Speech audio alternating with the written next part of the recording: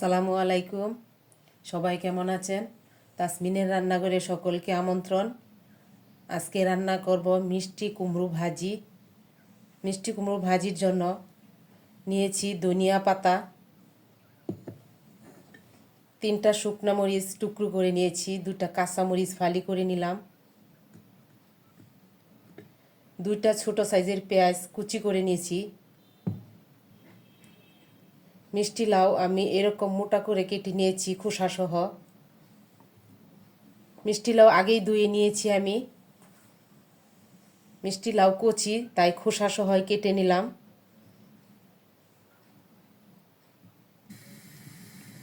চুলায় একটা পাতিল বসিয়ে তেল দিয়ে দিলাম পরিমাণ মতো। দিয়ে দিচ্ছি 1 চামচের মতো পাঁচফোড়ন। কয়েক সেকেন্ড ভেজে নেব।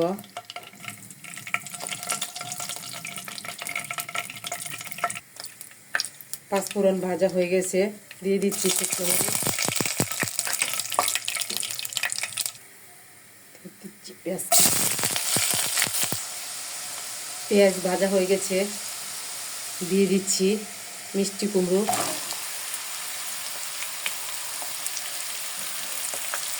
কাঁচামরিচ ফালি, 1/2 চামচ হলুদের গুঁড়া, পরিমাণ মতো লবণ,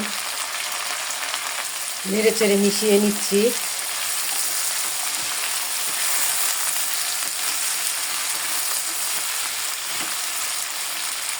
মেশানো হয়ে গেছে, 3 মিনিট ঢেকে রান্না করব।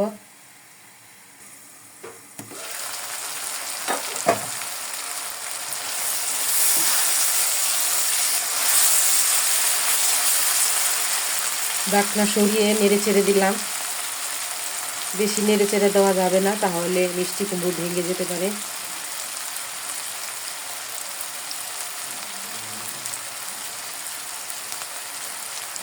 দিয়ে দিচ্ছি ধনিয়া পাতা, নেড়ে চেড়ে মিশিয়ে নিচ্ছি। ধনিয়া পাতা,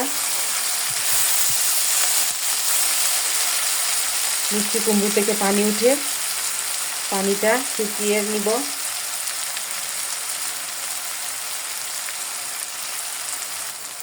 মিষ্টি কুমড়ো ভাজি হয়ে গেছে। দেখুন মিষ্টি কুমড়ো কিন্তু ভাঙে নাই, আস্তে আস্তেই রয়েছে। আমি একটু ভেঙে দেখিয়ে দিচ্ছি। এই যে সিদ্ধ হয়ে গেছে, একটু খোসা সহ নিয়েছি তাই দেখিয়ে দিলাম।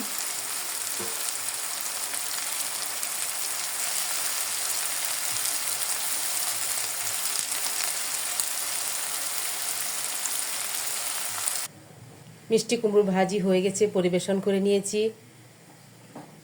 মিষ্টি কুমড়ো ভাজি ভাত রুটির সাথে খেতে ভালো লাগে। আমার ভিডিওটা যদি ভালো লেগে থাকে তাহলে বাসায় এভাবে ট্রাই করে দেখতে পারেন। আমাকে সবাই সাবস্ক্রাইব করতে পারেন। এতক্ষণ আমার ভিডিওটা দেখার জন্য সকলকে অসংখ্য ধন্যবাদ। আল্লাহ হাফেজ। আসসালামু আলাইকুম।